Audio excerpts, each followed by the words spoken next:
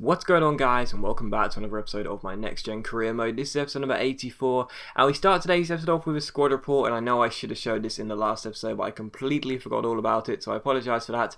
And yeah, we have a squad report here. You can check out how the players are doing and what attributes they are increasing in, and I've said this multiple times, but I'm really happy with what we built here. I really am. I don't think there's many areas which, really need strengthening. I mean, of course, we can find better players in those positions that we already have in the first 11 and on the bench and in the resis as well, but in total, this being our fourth season, the changes we've made have just been absolutely incredible. They really have, and everything looks great. And I definitely feel as though this year we should be able to retain, our Bundesliga title and our German Cup as well. And hopefully, touch wood, we could complete a magical treble and win the Champions League as well. Of course, last year we got to the final and just didn't have the quality to beat the fantastic Manuel Neuer in goal for Real Madrid. But hopefully this year we can go all the way and win it.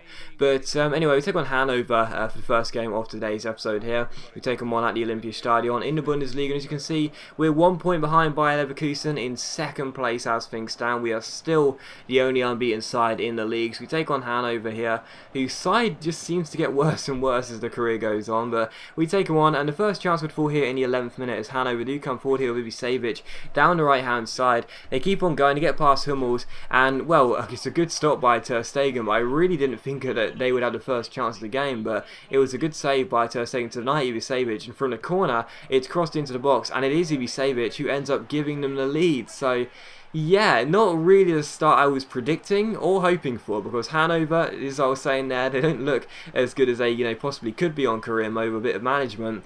Unfortunately, they do end up taking a shock lead. So 1-0 Hanover.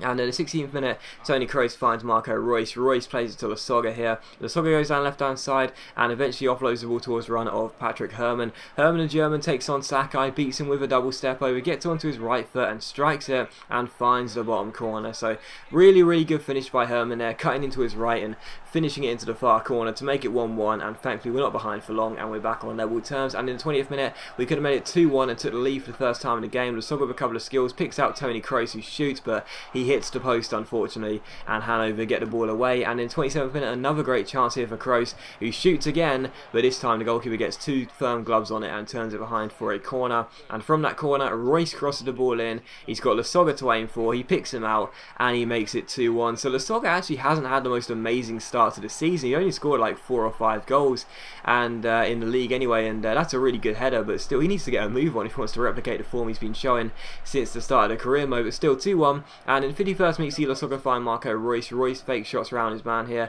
and sprints through the centre. It's a really good chance. He double step overs around the last man, goes one-on-one, heel to heel flicks around the goalkeeper and pops it into the empty net as well. So 3-1 to Hertha Berlin, and that's just the brilliance of Marco Reus. He's so agile, he's so quick, and he's so good in front of goal as well. So Reus makes it 3-1, and in the 86th minute you see Leon Goretzka collect the ball. Lovely little double step over, great couple of pieces of skill by a holding mid, takes aim from a tight angle, but it turns out to be quite a simple save for the goalkeeper.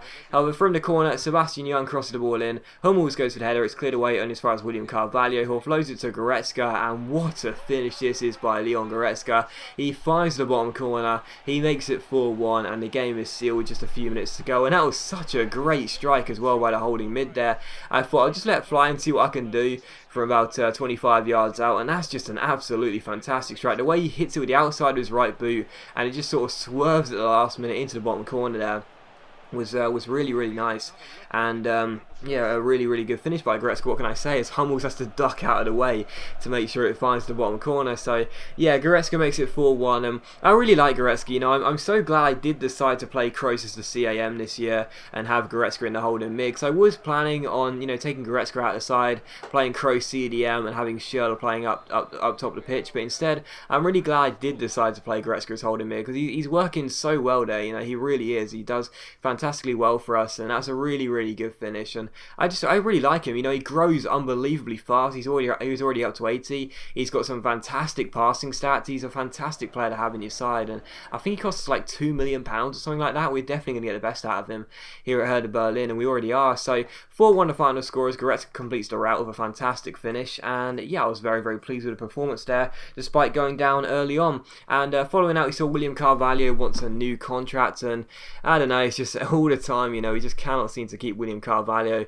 from complaining, because I don't know what it is about him. He's always asking for something new, whether it's more game time or there's media speculation or something where he wants a new contract. There's always something on William Carvalho's mind. I really like him, but even so, he's always giving me some earache, to be honest. But we had a couple of World Cup qualifiers here with the Netherlands. We first took on Czech Republic, I think it was, and we won the game by 2-1, and then we took on Scotland here away from home, and De Jong gave us the first goal of the game in the 35th minute. Van Dijk then made it 2-0, and we went on to get another 3 points. So 4 wins from 4 games so far in our World Cup qualifiers, and that is fantastic news for us. And we then take on Freiburg here for the second and final game of today's episode away from home.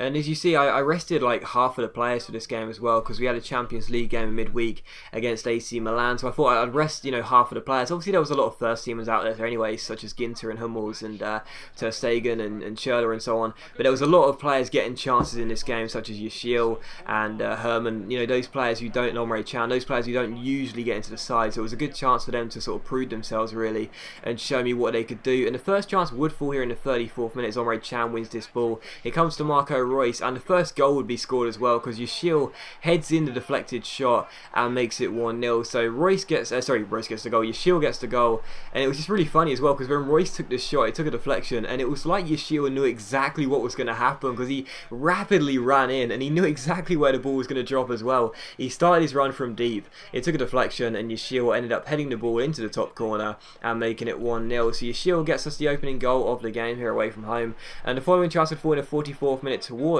Freiburg actually, as Zook gets on the ball down the left hand side here. He crosses the ball in, but thankfully for us we just about managed to get the danger away. It was a really good opportunity, but eventually the ball comes back in from Song. He finds Derrida, who shoots, it's blocked, it comes to Song, but Ter Stegen does just about enough to put him off, and we managed to get the ball away. So still 1-0, and in the 48th minute another good chance for Freiburg. Zook goes through 1-on-1, but Ter Stegen makes a great challenge to deny him and ends up sprinting to get the ball and boot it forward, and yeah, it's still 1-0. So a couple of sort of unorthodox saves by Ter Stegen, I guess that was the best way of explaining it, as the score was still 1-0, and as Ter Stegen cleared the ball forward, it went out for a goal kick, and from that goal kick the goalkeeper ends up kicking the ball long towards Dybala, but as Ginter, playing against his former club, wins this header here, it's won back by the Freiburg player. We win it back ourselves. Yashil finds Herman. Herman plays a great ball over top towards Andre Schürrle, who spots the goalkeeper coming off his line. He chips it over him on the half volley and makes it 2-0. So Schürrle's having a great first half of the season. He really is. We signed him last year in January.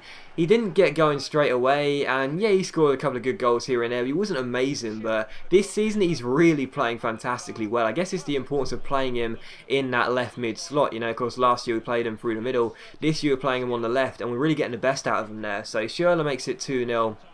Really good finish there, and yeah, I'm very happy to be 2 goals up in this game, because Freiburg do have some decent players, but even so Schürrle does make it 2-0, and we are surely going to be getting ourselves to 3 points in this game. But just past the Yarmark, Freiburg would get onto the ball here with Hoffler, but as William Carvalho makes a great save, Yashil gets onto it and rolls it through towards Schürrle, looking for his second goal of the game, goes through 1-on-1, triple step over, dinks it over to the man, sliding in and makes it 3-0. So a great finish by Schürrle, and as I said, he's really coming into his own in the first half of the season, and that's a lovely little finish by Schürrle there, as we triple step over around the goalkeeper and end up putting the ball over the slide tackle of the defender and put it into the back of the net to make it 3-0. And Schürrle wouldn't complete his hat-trick, because directly from that I remember that I was subbing him off for Sebastian Young to rest him for the midweek game. So Young comes on and Schürrle won't be able to complete his hat-trick, but from kickoff Zook plays the ball forward towards Dybala there. He goes through 1-on-1, but Ter Stegen makes a good stop, and Robin managed to clear the ball away before he crosses the ball over his own line, and from the cross in,